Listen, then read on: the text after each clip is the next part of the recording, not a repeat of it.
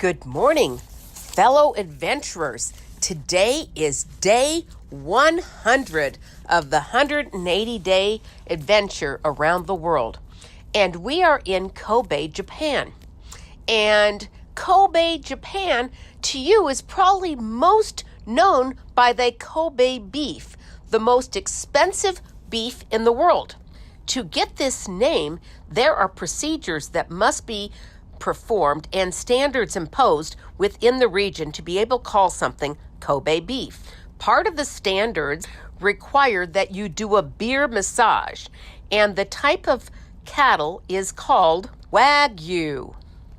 These beef are treated like royalty and many times are put in slings and required not to move too much in order to have the nice marbly beef. Kobe is also the fifth largest city in Japan. After the 1995, the Great Hanshin earthquake, it diminished the port of Kobe, but it is still the fourth busiest port in the country. It is also a very cosmopolitan city, and it's known for its fashions. In fact, if you can't go to Paris for fashion, they say you should go to Kobe because Kobe has a semi-annual fashion week. And to my surprise, it also has an annual jazz festival called Kobe Jazz Street. And that takes place every October since 1981. So today, we are on the way to Osaka. And on the way, we saw these beautiful turrets that I thought might have been a mosque or something. But when I asked the guide what it was, they said it was an incinerator. And I did some research and found out that Friedensreich Hundertwasser is the actual architect of this incinerator that is used to make energy. And they are the most beautiful incinerators in the world, and several of them have been built throughout many countries in the world.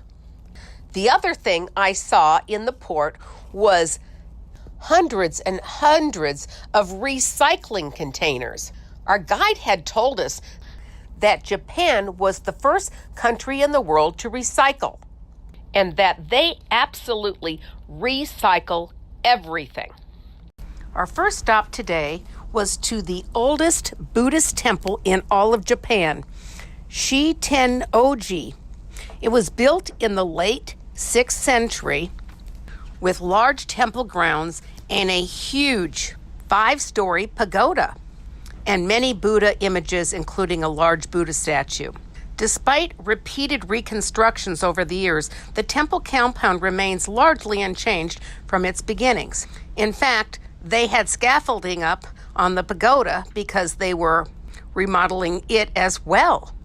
Next stop in Osaka is the Osaka Castle. It is one of Japan's most famous castle, as it played a major role in the unification of Japan during the 16th century.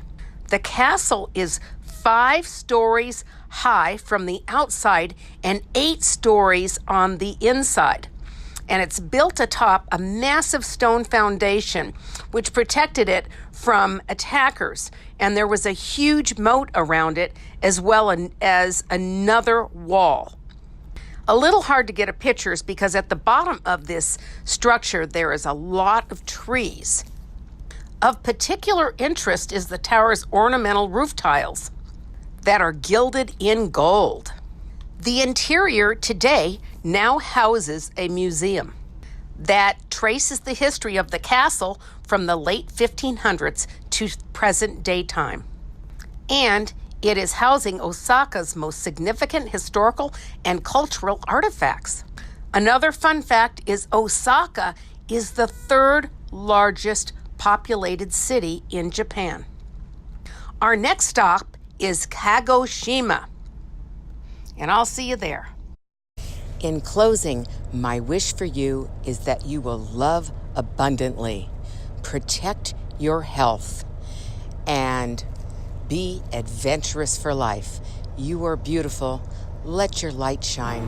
Aloha.